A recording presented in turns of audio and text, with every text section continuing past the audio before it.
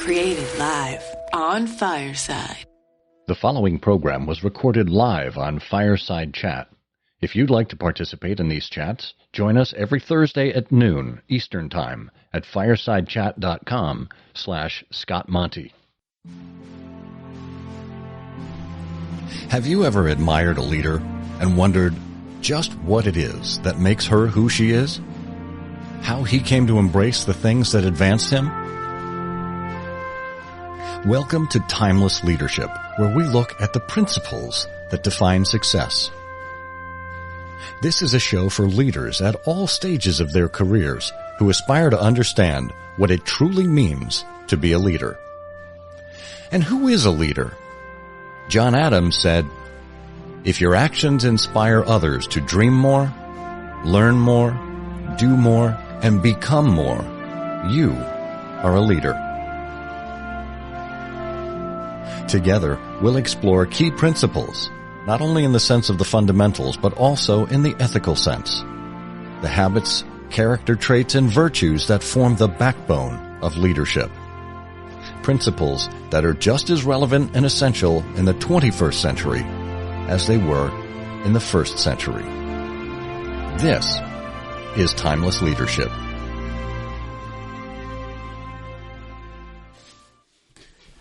Hello and welcome to Timeless Leadership, where we explore the principles and virtues that accompany successful and admirable leaders. I'm Scott Monty. If you aren't yet subscribed to the Timeless and Timely newsletter, where I write regularly about these topics, you can find it at scottmonty.com. And please, if you are listening to us on a podcast distribution app, give us a rating or review. It helps other people find the show. This week, we're talking about authenticity. You know, as we've lived out the last year or more in drastically different circumstances from just a year prior, companies have been expressing their values more prominently and succinctly. And as much as marketers in the previous few years touted purpose-driven brands, now we see critics belittling some of these efforts, calling such companies woke. Now, if recognizing inequality and making decisions based on what's good for society, based on values, if that's a weakness, I'm not sure what these critics considered to be a strength. And such is the double-edged sword of authenticity. On the one hand, you can go through life trying to conform to what others expect of you, or to live up to your ideals. On the other hand, when you willingly show others who you are, you open yourself up to critiques, and it takes strength to be vulnerable while being your authentic self. And what you'll find at the intersection of authenticity and vulnerability is the holy grail for any leader: trust.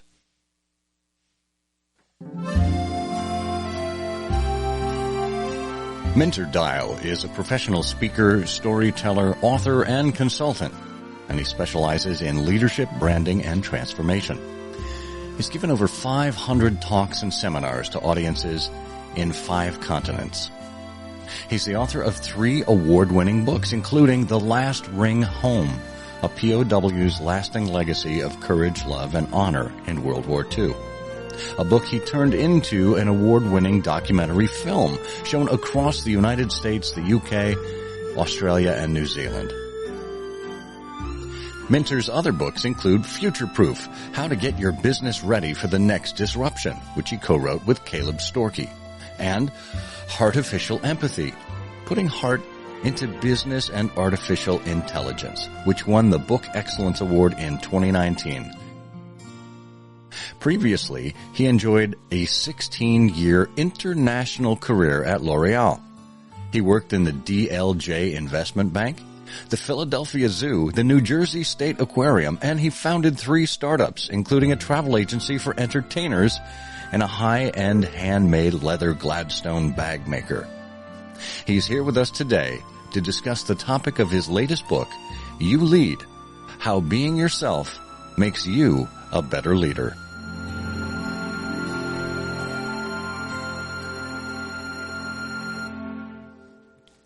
Minter, welcome to Timeless Leadership. Scott, what a lovely introduction. Well, thank you. I had to get the Parisian music in there just for you. Je ne sais quoi. I am completely an idiot when it comes to French, but I at least know my good accordion Parisian cafe music. You are surely a bon vivant, Scott. Or a flaneur. Who knows? Well, Minter, one part of a number of parts of your bio stood out to me, but I'm interested in this leather Gladstone bag maker. I think the world needs more Gladstone bags, but talk to me a little bit about that before we dive in here. Well, so that was just this wacky experience I had. I mean, the story is long, but I ended up meeting this chap who had a beard, is about 10 years older than me, and essentially he had spent 2 years in the hospital being remade. If you can recall, the $6 million man, he was actually a £2 million man. Wow. And had been reconfigured after an accident that killed 2 of the 4 passengers. And I said, oh, wow, this is an interesting man. We had lots of friends in common. And then he tells me, oh, well, I speak 10 languages. I'm like, oh, crap. As does me, he eclipses me. So we started speaking in all of our shared languages. And he said, well, I speak Farsi too. I'm like, oh my God, I had an Iranian friend exchange. We ended up playing a lot of rugby together. But he said, you know what? None of this interests me. The thing that really interests me is spending time working on leather and my garden. And I said, well, he told me more. He said, well, I have a castle and I used to work with the saddle maker, and he taught me everything he knew about leather. So anyway, that journey led me to thinking of how we could do things on leather goods. And I was also thinking about this idea of making bespoke bags. I was so bored working at DLJ at the time, the investment bank, the sort of constant red tie, white shirt, blue suit type of approach, which you had to do. That was the costume. How do you break the mold? Well, so instead of having a regular briefcase, it looked regular on the outside somehow, but then in the inside, it was totally you. So our Gladstone bags, let's say good for doctors, and we need more of that, I suppose, was on the outside very demure, beautiful leathers, buffalo hide, and all sorts of other different things. But inside, explosive you. And we chose different materials from Ghana, from South Africa, lots of Nigerian mudcloth and the kente cloth and all this to give you options to make the inside be all about you. And that lasted 2 years before I went belly up. Oh, that's too bad. But what a wonderful tie into authenticity. I had no idea. When you talk about bespoke, there are some tailors who, will make you a suit that on the outside looks ostensibly like pretty much every other suit, and they'll fit it to you so it, accentuates your particular physique, brings out your best features. But if you open it up, you'll see the lining perhaps is whatever you want it to be, stripes or paisley or a garish red color or whatever. And it's a way to still express yourself without being completely disruptive to the world around you. Exactly. It's like the difference between buying counterfeit and real luxury goods. You can go to Hong Kong and get within 1 kilometer of one another. I still think this happens in Hong Kong. You can within 1 kilometer you can find the same bag for $25 or $25,000, or roughly those type of counterfeit on one hand. And the fact is that the only reason you might want to buy the real one is it's real. Right. Well, you wrote this book, You Lead, How Being Yourself Makes You a Better Leader. And it really comes down to this core of authenticity that we're focusing on in this episode of Timeless Leadership. So tell me a little bit about how you came to realize that authenticity was something that was not only worth writing about, but is key to leadership. So there comes with a little wobble in my life, because I certainly don't believe that I was always authentic. I definitely felt like I was running 2 tracks. And the way I describe it is I was running the tie track, where you wear a tie, you go to work and you do the things you're supposed to do, and you kind of follow the dreams that you've inherited, if you will, from either society, your parents, school, and so on. And then I had this other track, which was the tie-dye track, where I'd rip off my red tie, per se. And because we got home, because I was working on the trading floor, we get home rather early. And let's say at 6 o'clock, I was ready to go, and I'd don my tie dye, and I'd go off and shake my bones, listening to the Grateful Dead, and a very different type of experience, sweating for 5-6 hours, and then I get home in all sorts of conditions, shower, eventually shave, put on the red tie, and I felt like I was living two lives. And I was like, oh, how can I reconcile these two things within me? And otherwise, I'm always going to be in dissonance. And as soon as you're in dissonance, outside of the fact that it takes extra energy, it actually can be dangerous to your health. And so that was, let's say, the deep tissue material that lent me more and more to figure out how can I reconcile both and move from the tie to the tie dye, and both have the tie and the dye together in one bag. And that was the work that I had to do on myself, Scott, that had to jettison some elements of inherited attributes and thoughts and bring on the thing which kind of makes me the unique me. But that took a long time. Well, and that's a fascinating realization, Mentor. And I love the way you contrast the two, from tie to tie-dye. And my immediate question in thinking about that is, how do you reconcile those two elements of your personality while remaining at so conservative a place as an investment bank? Or does it mean finding a new path? Well, it ultimately did mean finding a new path. But the similarity that I'd like to pull out, Scott, is like reconciling where you're working and who you are. And in general, the idea is to have some overlap between who you are as a person and where you're working. And I certainly ward away from trying to have 100% overlap. First of all, you never have 100% knowledge of who you are exactly. Second of all, let's be pragmatic, because sometimes you just got to do what you got to do. And so the key then becomes the narrative about what part of me overlaps at work. And if there is very small or almost false overlap, then that is a true moment of saying, all right, I'm out of here, I got to go. But if you can feel that there's a sufficient overlap where the values are pretty good and pretty close to who I think I am, you don't want to be idealistic about every move. And so, but the real work is actually figuring out who you are and then making an evaluation of where you are. And the problem, of course, Scott, is not only is it hard to know who you are, it's quite hard to have a good, full understanding of a large organization, say like Ford Motor Company, because you've got Ford vans and trucks. My father worked there for 20 years. So you've got different affiliates and distributors, and what is Ford? And so when you're an individual in an organization, it's two fairly nebulous concepts that you're trying to overlap. And so that's that's the reconciliation you need to do. First, work on yourself, do a solid, hopefully genuine review of where you're working, and find overlaps. And if not, then bugger off.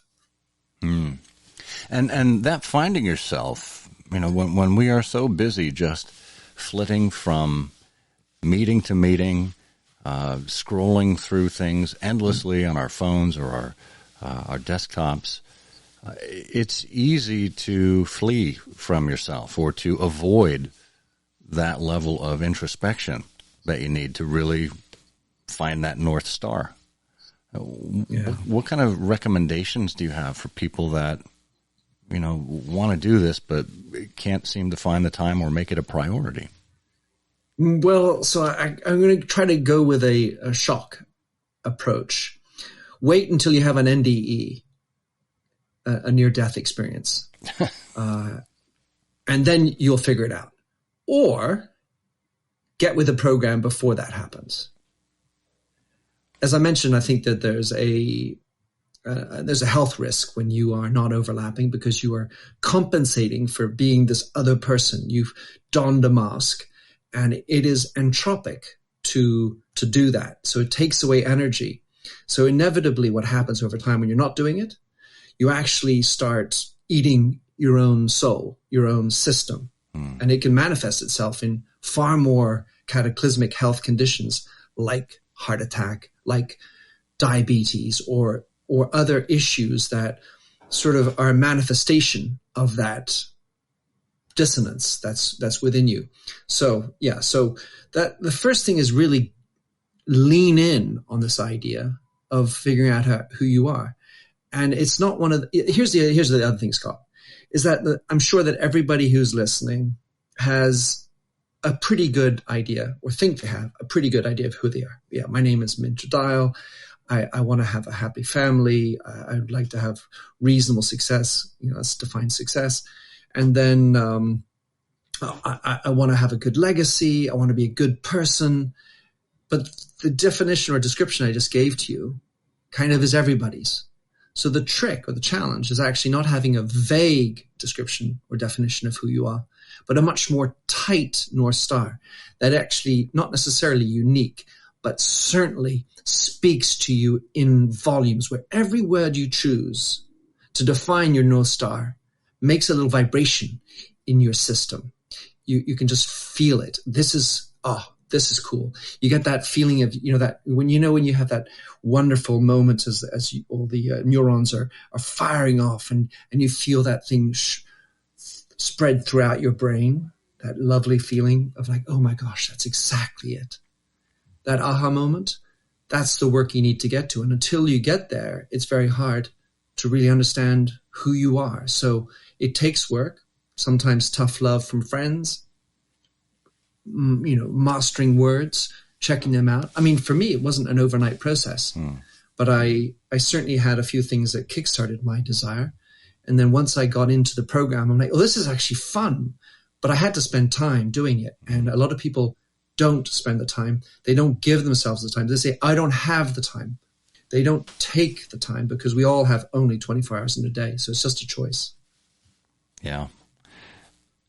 But you mentioned the shock of an NDE, a near-death experience. Is that anything that happened to you, or were you more of the slow roller?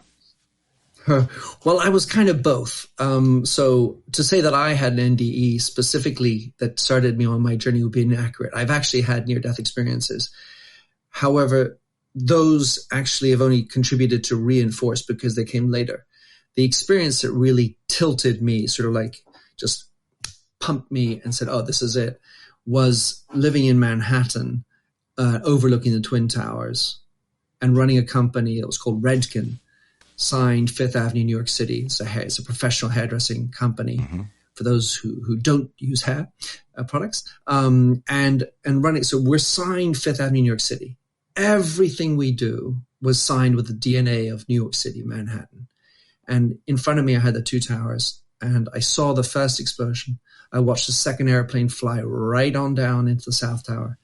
And that was a fairly monumental moment for me at so many levels that week. I mean, it was a big week for anybody. It was obviously there's the morbid death story as well. So I'm not that far, all that far down. But what I did have was this realization of life is more important than selling shampoos. And that was sort of the wake-up call that got me not only to work on me, but to reinforce the purpose and the why of working on Redken. So I wasn't really interested in making the year-end numbers or the monthly numbers. You had to do that. But I was hoping that would be the consequence of having a genuine purpose, and one that Minter felt resonated and had that overlap that I was talking about before. Wow. Well, that is certainly a memorable moment for anyone who was alive then. I was actually in Boston at the time, working in the financial district, way up on a high floor of a big tower. And interestingly, this was about a month before we were married, 3 weeks before we were married. My wife flew from Boston to New York that morning on an American flight.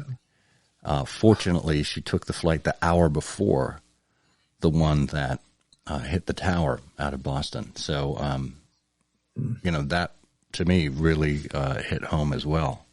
And as you say, it really makes you take stock as to, well, what am I doing and why am I doing what I'm doing? So, well, if this is my last day, this is my last hour. Right. And what's the legacy I leave? Matters? Right. Yeah. Exactly. So, when you think about the values that we recognize in ourselves, and we can kind of tick off what those values are that we stand for, and certainly these are some of the things we are going down on our list of episodes here on Timeless Leadership. When you've got that set of values, how do you start to make them come to life? How do you express them as a leader or through your work? Okay, so the first thing to say is anyone who has more than 3 values has not done the proper strategic work. And I say that because, there's nothing worse than a laundry list. And basically, I'm incapable of remembering anything more than 3.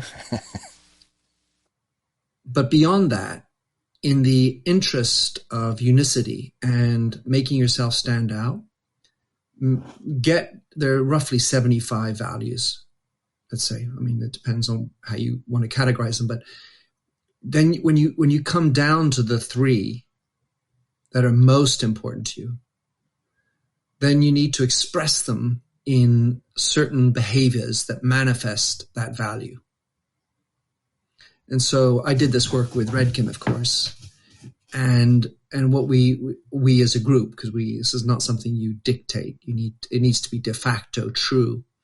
And here's another point: it needs to be inside out, and therefore a level of transparency. But making those values be represented by a style of vocabulary, of interaction, of behaviors. And equally, if you don't have, what are not signals of the value that we espouse? Because really, you take the idea of integrity. There are bankers that think they have integrity. Snar, har, har. just low blow. But the fact is that we all have different ideas of what all these words mean. And so it's about, and the process of doing that is actually probably as powerful as it gets to uniting people around and federating and making people feel like they are contributing and part of those values.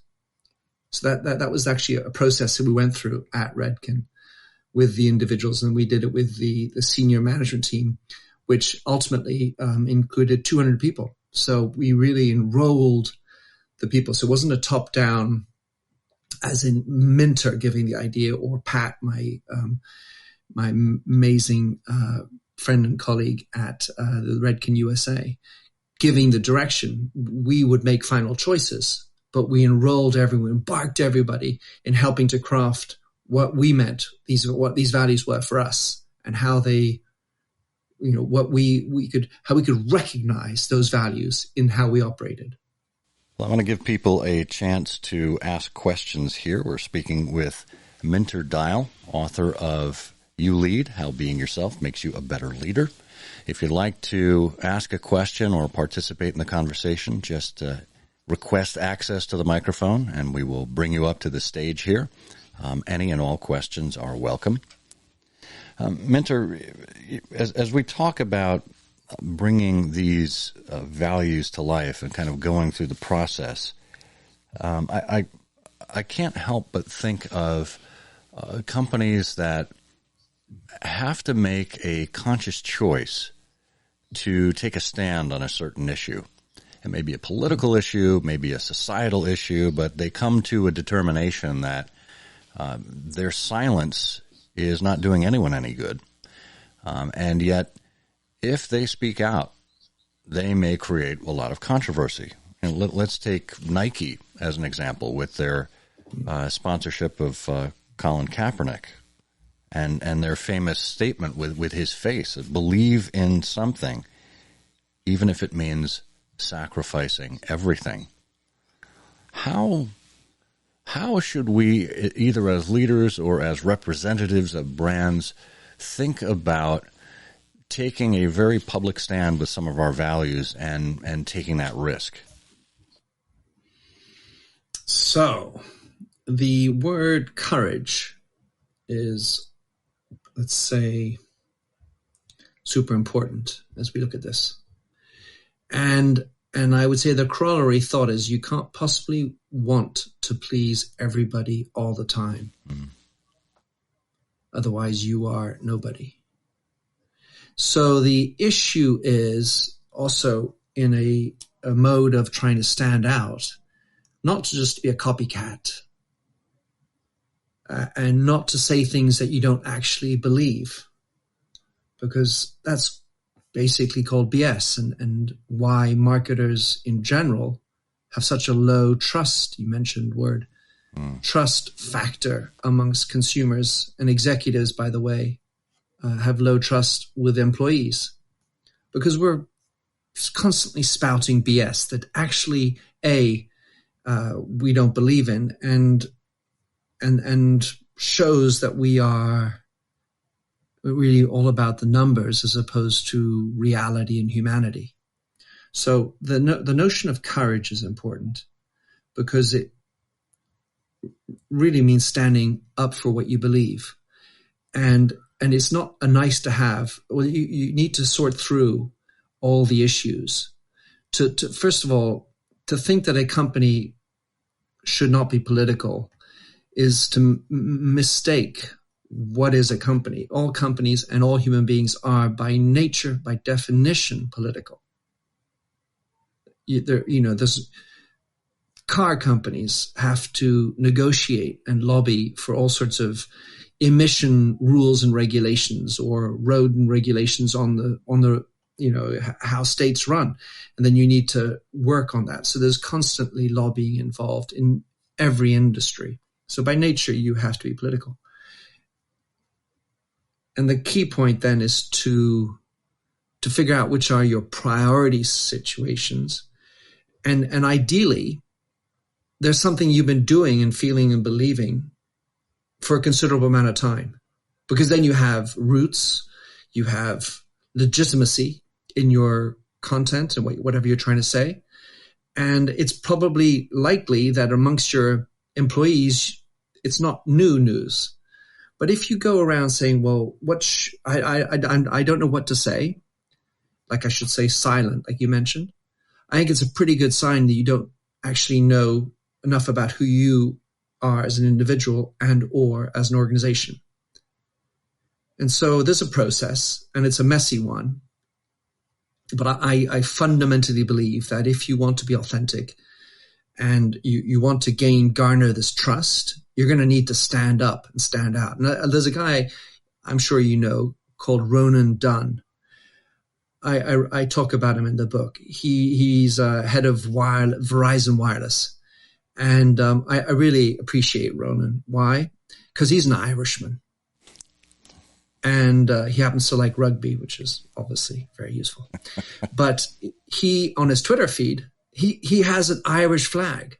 And of course, you could say, well, there are many Irish in America, but it's a point of view he had when he was working as a head of the big cable, telecommunications company in Britain.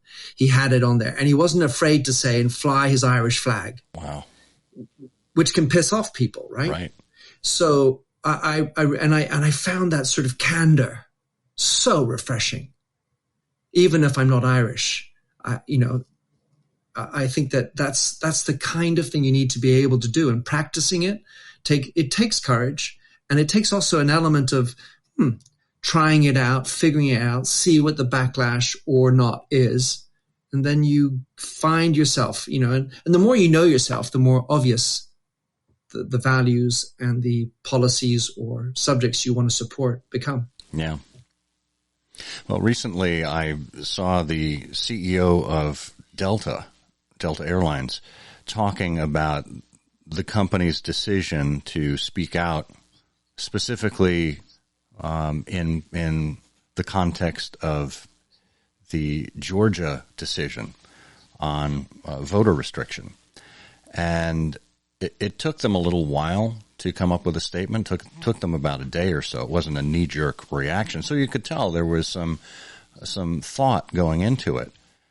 But ultimately, when you read the explanation or listen to the explanation that the CEO gave, it really was something that they felt that it was not only something that was affecting their employees, which is absolutely one of the right reasons to stand up for something, but they saw it affecting society at large.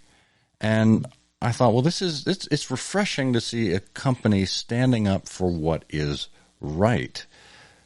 And yet, it was still viewed by many people, and certainly by all the detractors, as something being very controversial. When did it become controversial to stand up for what's right? Well, I think we live in a very politicized and divisive environment. So it takes courage, because basically every value, every policy has someone else on the other side of the aisle. And so I have a couple of thoughts with regard to the Delta thing. I mean, I think they're based in Atlanta. Is that correct? They are, yeah. Anyway, they have a hub there. So there's a legitimacy for me, just from the outside looking at that. On the other hand, fly the friendly skies. I suspect that's still their mantra. I hope it is. What does that have to do with fly the friendly skies? So if they have some kind of narrative that links this policy to their history, their DNA, and what they believe is right, then so be it, and fight that fight. If, on the other hand, it's like the CEO, well, I just think that this is a kind of good, and I think it's good for my employees. It's a lightweight stand, because there are many things that are good for your employees, really many, many good things for your employees. And where do you want to spend your resources? Because as I said with the values, it's about being strategic. And today we're in a situation where if you don't speak about any of these policies, these issues, then silence is acquiescence, or, considered offensive. And you can end up spinning wheels and shouting at everything and saying, I believe in this, and I believe in that, and I believe in this. And you end up by trying to espouse so many different issues, not feeling impactful, and two, real, as in, you really believe in that. You're just kowtowing, you're bowing down to public pressure. So it's really a difficult path, and I think you need to know that it's okay not for everybody to want or like what you do. And the more you get at home with that, in other words, you're able to embrace your weaknesses, and you're able to understand there will always be detractors. You're more solid in your shoes, as we say in French, confident, knowledgeable about who I am without being a dick, then you are likely to gain stronger loyalty by the people who believe with you. Yeah. And I suppose at that point, because, the differing viewpoints that we're balancing, some of them are simply due to people having different sets of facts or seeing things in a different way. But if you want to just avoid debating people about the facts and simply stay true to your core beliefs, your core values, and return to that and say, this is why we're doing it. And it's because we've done things this way, and because we believe in, such a way. There's a wonderful consistency there, rather than simply jumping from, the political flavor of the month and jumping from issue to issue.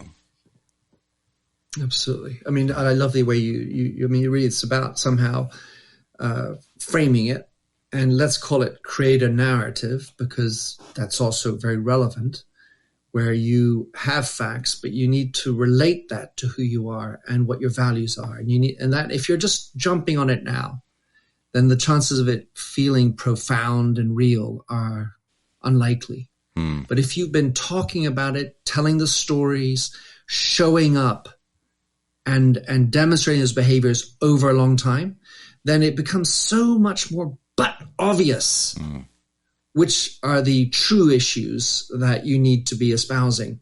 And what does that link?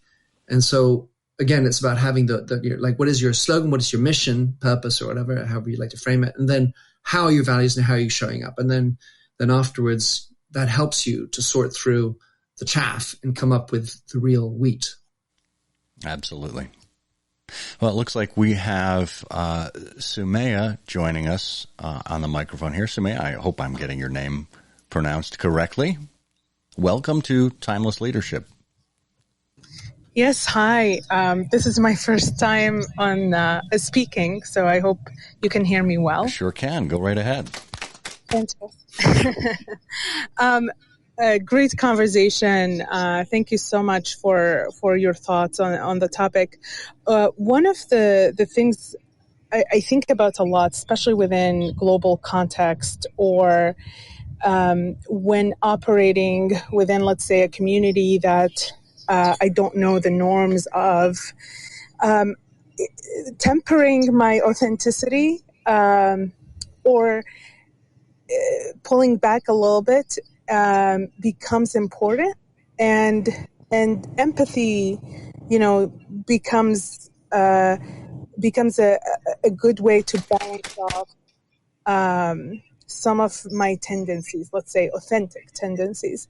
And so I ask the question of you, of how you think about those kinds of situations. What are some of the ways you've thought about them? Well, I love the question, Sumaya. And certainly I changed countries in my life 15 times. And along the way, I've learned a few languages and had plenty of bumps in the road. And the issue at some level is, well, what is your objective and who are you? And somehow reconciling that with performance. So when I went to Canada, I was running a subsidiary of L'Oréal in Canada. And since I have a French passport and a US passport and was brought up in England, I thought I was completely made up, ready for Canada. But little did I know, I had made some horrible generalizations, and I stubbed my toe big time within really a couple of days, showing my ignorance and my lack of preparation. So, I was trying to be genuine because I thought I was bringing to the table real elements, my background, my experience, and I'm not afraid to show my emotions. And I'm particularly not afraid to show my emotions that I followed a hockey team that was not the Montreal Habitat. And, they tend to like their hockey there. So I think you're right. Empathy is a great tool. And in the quest of performance, which is why we're there, you need to know you have a backbone. So I think obviously when you start, there's small talk. Let's do some chit chat. And then you get into the real thing. Like everything, you need to develop the relationships, and it's hard to jump in deep end, big topics, all the sensitive issues right away before you understand the language, the codes and culture. And then hopefully as you move into the position, you start crafting. And the first 100 days, the two things that were important in my first 100 days. First was spend all my time listening, meeting people. And second of all, define by the end of the 100 days what my legacy would be for each or for this particular assignment. And then that was my guiding light in order to accommodate and adjust, specifically in this case for Canada, but I had many experiences in other countries too. Minter, I love that notion of listening first before you jump into your authentic self. It seems counterintuitive in a way that you would just kind of assuming that you know what authenticity is and you know who you are, just plow ahead. But context is everything in that case, certainly in a new country, in a new company, in a new social situation. I think we all tend to think we know who we are, but we need to understand who we are in the context of the others with whom we surround ourselves. You were mentioning, Scott, earlier about the do list and, doing so many things and don't spend the time to understand who you are. It's been my observation that a lot of people who don't spend the time really working themselves like to talk. It's almost like they want to talk themselves into who they are. And your ability to be present and not feel like you need to tell the world who you are is a good way to listen. And when you listen, it just turns out that they'll tell you gold. Once you have their confidence, because you know how to listen, you listen with integrity, you listen actively, and you don't jump in and interrupt and or layer on my filter. Then you will end up crafting a path that makes so much more sense.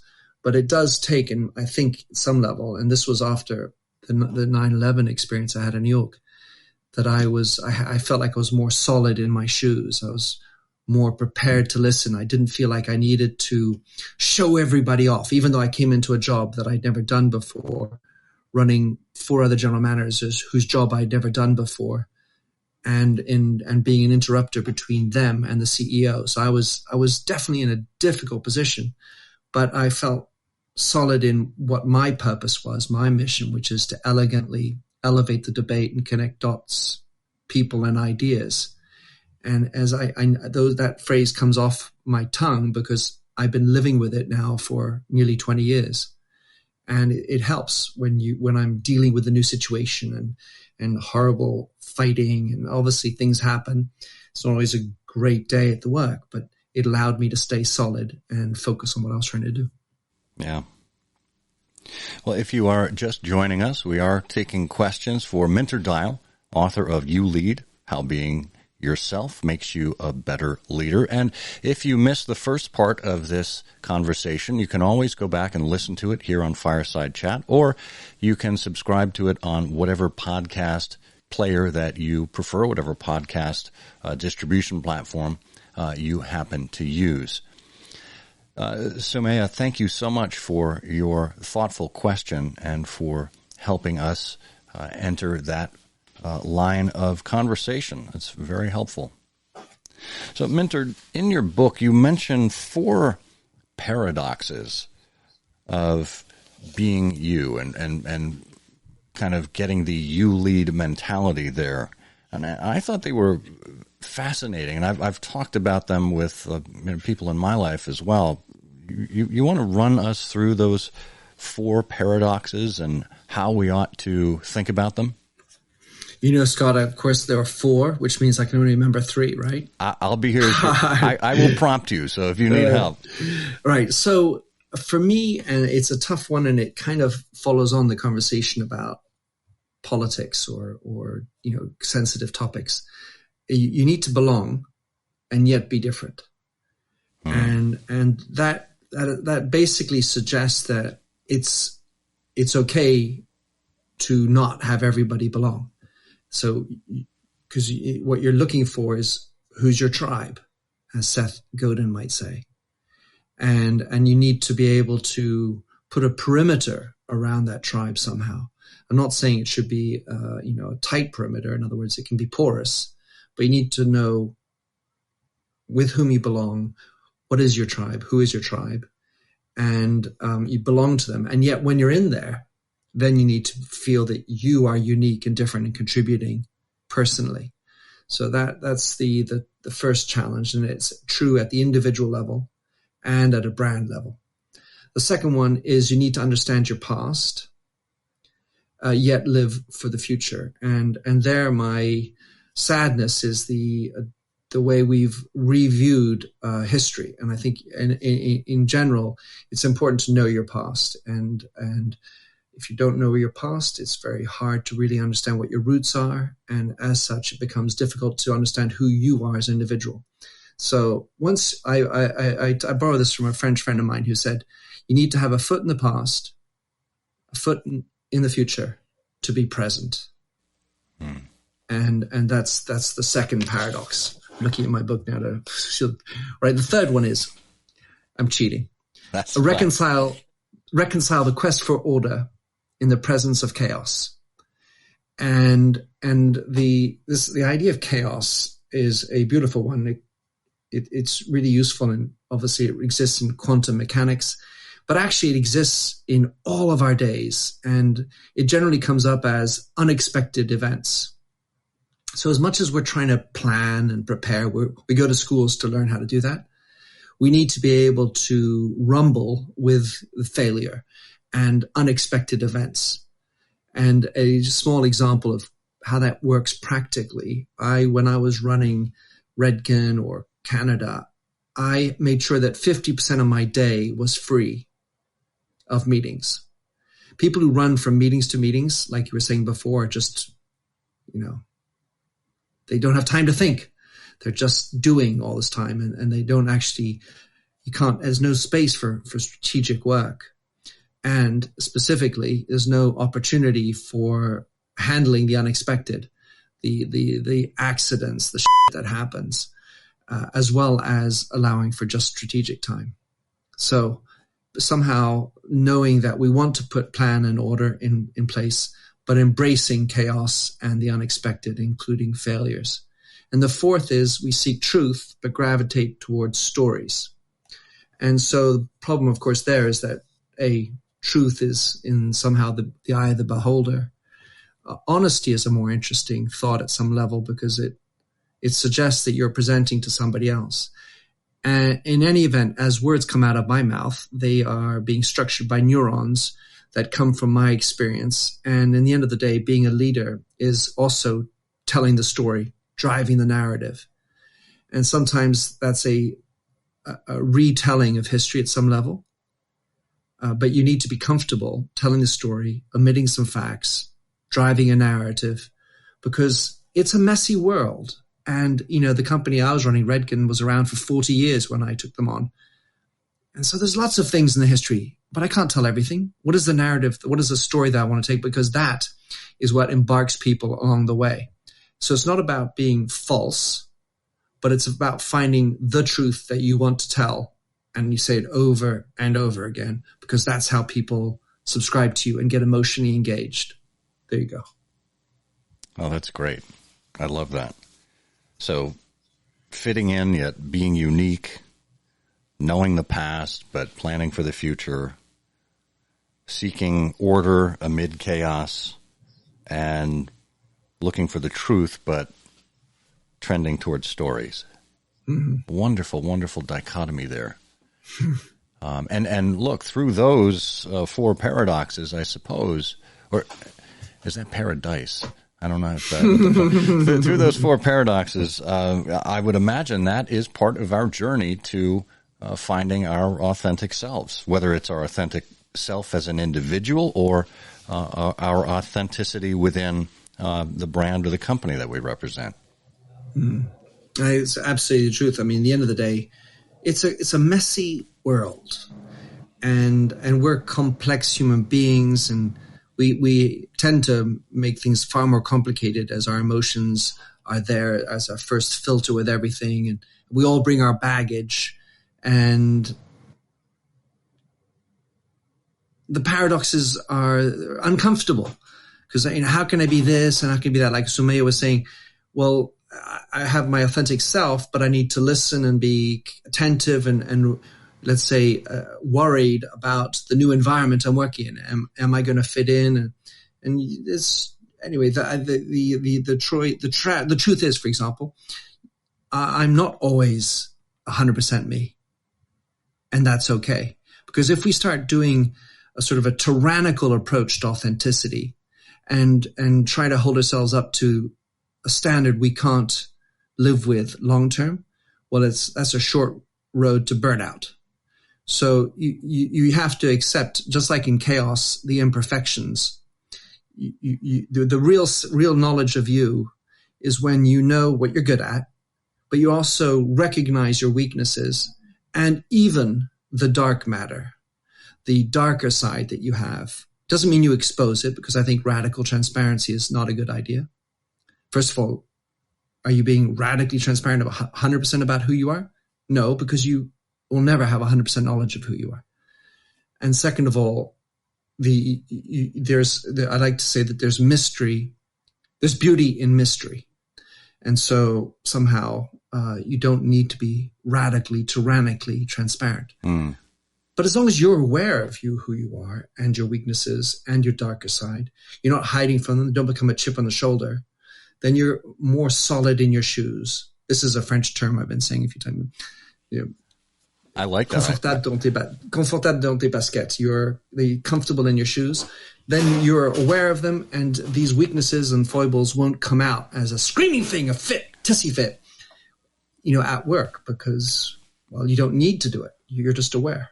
Right.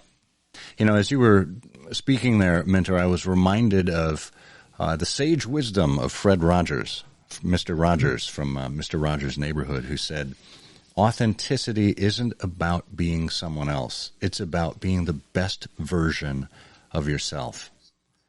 And I've seen a number of leaders who have tried to take on the mantra of another leader. You can see them almost impersonating this other leader, and you can tell it's not working because they're not being themselves. They're trying to be their version of what they perceive someone else to be, and it just doesn't come off as genuine and as authentic. It actually works against them in that case.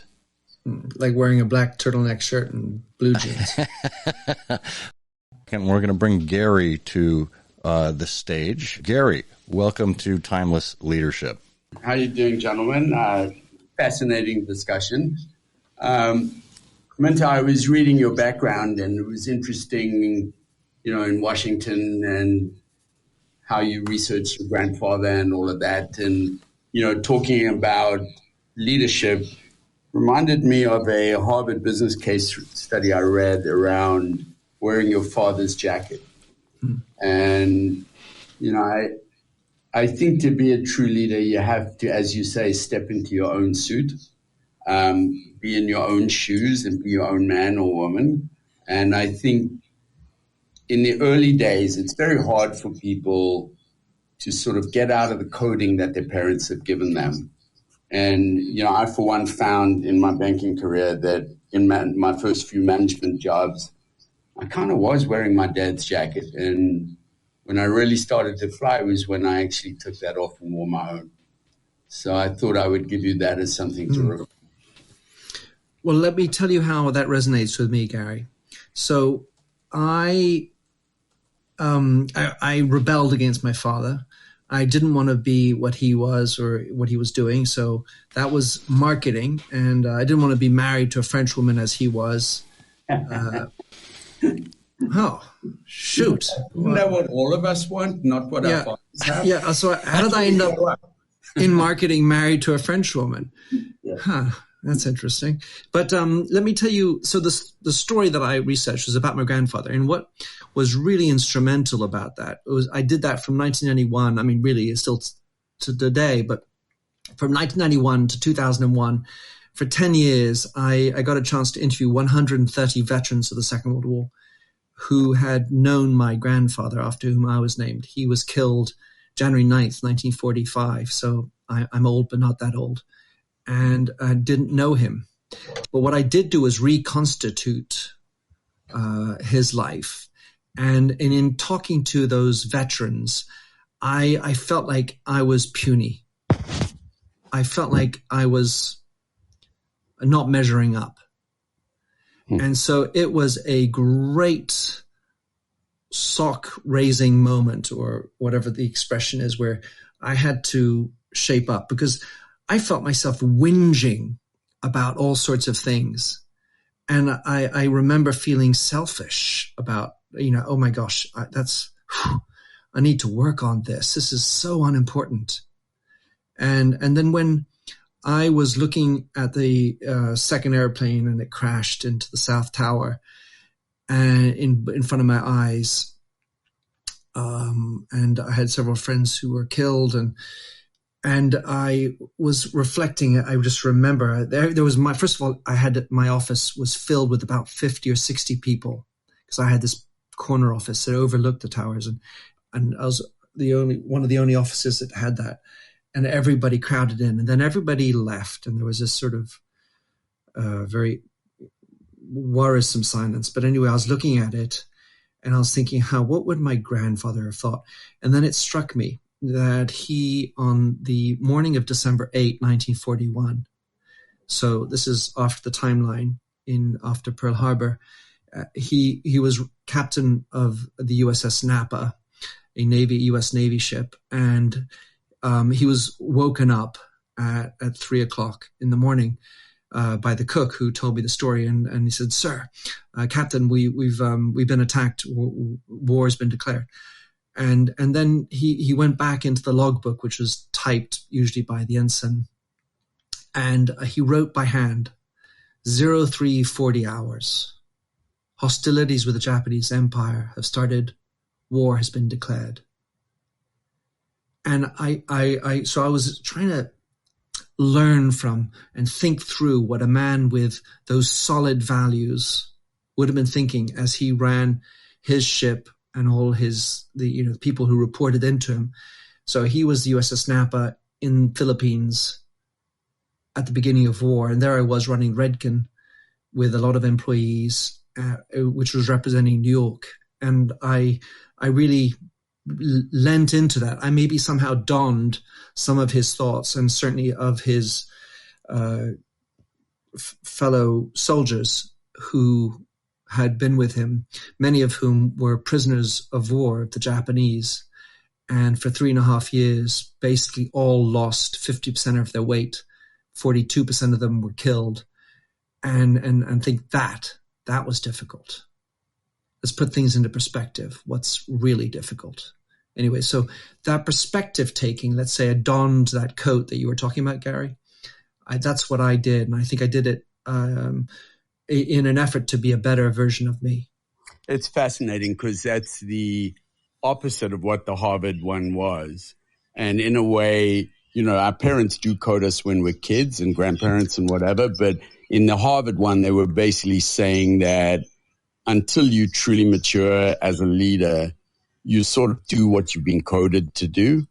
And then you step out of that jacket to be yourself, which I thought was fascinating. But what I'd love, and I don't know if Scott knows this and if the other people do, you have any desire to talk about the appendix to that story, the ring? Because that's awesome.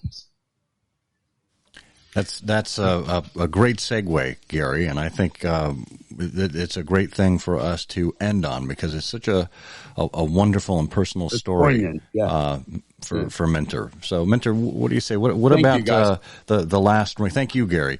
What about this the book and documentary that you wrote, The Lost Ring? Yeah. So. Interestingly, the narrative that Minter has now done, because I wrote that book and did the film in 2016. And so, you could sort of say, well, what on earth does doing a story about World War II have to do with authenticity or business books as I've written since? Well, in point of fact, it really was a kind of a crystallization of who I felt I was and espousing the 3 values that I truly believe in. And then manifesting those things. So it was part of that narrative. So The Lost Ring Home is a story about the story of objects and the value that we attribute to objects. The story of the ring, which was his Annapolis Naval Academy ring. And he graduated in 1932. And of course, I often speak to international audiences that don't really understand the value of these signet rings, but specifically for the military academies, West Point, the Air Force, and the Annapolis Naval Academy. These rings are extremely valuable, such that for many of the prisoners who had a ring, they would rather have kept that than get a last bowl of rice or glass of water despite starvation. And in my grandfather's case, after being captured, he managed to keep the ring, which wasn't always easy because they would sometimes cut off fingers just to take rings.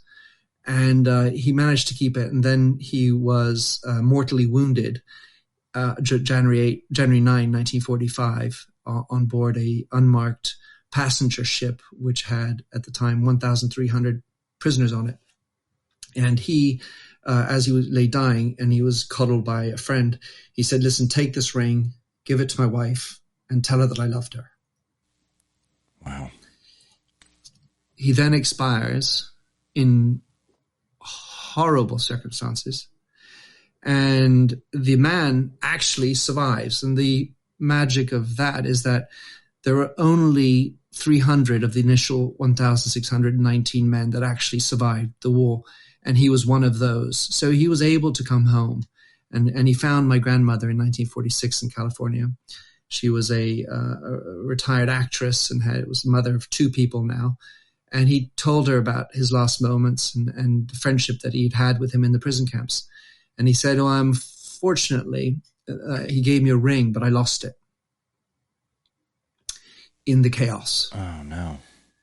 And it was tragic at so many levels, but he ends up, as he's leaving, my grandmother just did not accept ever the death. She couldn't get over the death of her beloved husband. And as he's leaving, he sees my father, who in 1946 was 8 years old. And he said, son, I wish I could have brought the ring, but here's my watch. So he took off his own wristwatch and he gave it to my father. Then that's 1946. My grandmother gets remarried, tries to live another life. And then we have to fast forward now to 1962, May of 1962, and a Korean laborer is digging in an excavation site, and he finds some gold. This is outside of Incheon, where the current airport is in Korea, South Korea. And the guy finds this gold ring and he says, cool, I'm going to borrow this as booty. And he puts it in his pocket. But as he's leaving the compound, he sees that they're being searched because you weren't allowed to take anything from the excavation site. So he said to a friend, hey, buddy, listen, I'm in Korean, of course. I found this gold. I need to you make a distraction for me so they don't search me. What do you got? He shows him the ring. He says, what are you going to do with it? Well, I'm going to burn it down. Okay. So they get through, and the guy who found the ring goes to burn down the ring. But the other man happens to have a second job, and his name is Yi So-young. And Yi So-young's second job is to be a driver, and his boss happened to be an American who was actually a United States admiral in charge of the Allied Pacific Fleet. And so a big deal. And he goes to report to the Admiral Pressey, and he said, sir, reporting for duty. And at some point he says, well, sir, funny thing happened today at work, my other job. A friend of mine found a ring that looks remarkably like yours. Well, what do you mean? Yeah, well, he found it and he was going to go burn it down. Where? I don't know, sir. In Incheon. So Incheon in May of 1962, there are 350,000 people that live in this. This is not a village. It's not a metropolis either, but it's, you don't find somebody like that just because you want to. There weren't cell phones and GPS systems and all that kind of stuff. Anyway, they jump in the Jeep and they drive around Incheon, and miraculously they find the initial Korean who had found the ring, and they jump on him and, where's the ring? It's too late. I've already sold it. Where? Well, in the pawn shop up there. They get back in the Jeep, go to the pawn shop, and they jump in the small, sort of dusty, you can imagine, sort of lots of smells and very old and vintage place. Anyway, the Admiral says, where's the ring? Through the translator, the driver. And the guy who's at the pawn shop says, well, it's too late. It's already in the fire. I don't care. Get out the ring from the fire. I'll pay you $36. So he gets the ring out of the fire. It's already 1/3 melted down. And he pays for the ring immediately because he recognized it as an Annapolis ring because he was also a graduate of Annapolis. Then what happens with these rings is they have on the outside the year. And the year said 32. He says, oh my gosh, that's my year. And then he looked inside, and what they would do is they would engrave their names on the inside of the ring. And on the inside of the ring, he could clearly see Dial. At that point, he says, oh my God, my best friend. Whoa. Pressey had played with my grandfather on the same line, lacrosse, All-American, from 1929 to 1832, and was best man at his wedding in 1934. Can you imagine? He finds this ring, then he sends it back to my grandmother through my father, and at that point, my grandmother kills herself. My father recuperates the ring, marries, moves to Belgium, moves to France, and they just had been doing some repainting of the home outside of Paris in Marie-Marly, and they had a boozy 1960s style dinner party. And the following morning when they went down, they hadn't cleaned up after the party. They went down and my mother noticed that the frame in which the returned ring had been beautifully installed was missing. So, fact is that the ring is no longer in my possession, our possession. Oh. So if there's one small fanciful wish I have is to find the ring one more time before my father passes. Wow. That is truly an amazing story, Minter. I mean, what are the odds of those things having happened? And I mean, it sounds like, even though you're a few generations removed, it sounds like it was a difficult story to tell, being as emotionally connected to it as you are. I mean, I can't help but first of all, storytelling, right, Scott? Being genuine in your storytelling, then let the emotions be. Yeah. Don't be afraid to hide from them. But you have to be effective. So if I just started bawling, that's not really useful for the story. But the truth is, as I say the story, I'm thinking about Pressy. Because when, for example, Pressy, when he got home that evening after collecting the ring, he went back and two of his daughters were still living with him and his wife. And he said, this is a signal to me that I need to reconnect with my family. And the ring became so important for them. So this story was told to me by his youngest daughter, who was Daddy's little girl. And she told me the story, 50 years on, crying. I found my father again. He lived for 5 more years. 5 more glorious years, in large part thanks to that ring.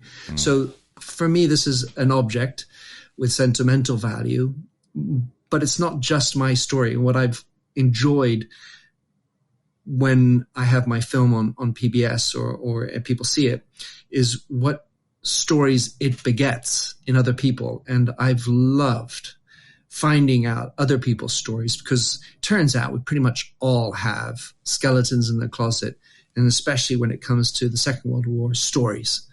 And I think what we need to remember are how lucky we are to be living today, what an amazing sacrifice those folks gave, and some of those core values, which might sound reactionary or conservative, but some of their core values that we could do with having more of today, including having a backbone and courage and honor and love, in the case of my grandmother, are the values that I continue to want to promote. Yeah, and it's obviously in direct contrast to what we experience every day in terms of technology and VR and artificial intelligence and all of these hard data-driven, technology-driven things, when we're still human beings at the core of this, and we still have these values that we ought to express. And to just kind of to come full circle on this, you mentioned earlier in our conversation about needing some kind of shock, needing some kind of near-death experience to help us take stock as to what's the most important in our lives. And it sounds like Pressy discovered that through the shock of having discovered his long-lost best friend's ring, and it just proves your point. 100%. So, well, we had a wonderful time here speaking with Minter Dial, author of You Lead, How Being Yourself Makes You a Better Leader. You can find it wherever books are sold, and you can find more out about Minter Dial at minterdial.com. Minter, thanks so much for being on Timeless Leadership. It's been my timeless pleasure, Scott. Every one of us has a set of values that we believe in. And it shouldn't be too difficult to extend those values to the work that we do. Life is too short to pretend to be something you're not. Being your authentic self is the greatest gift you can give your team. Thank you for joining us and for being an advocate for timeless and principled leadership, whenever and wherever you find it. I'm Scott Monty. Until next time, may you dream more, learn more, do more, and become more, for you are a leader.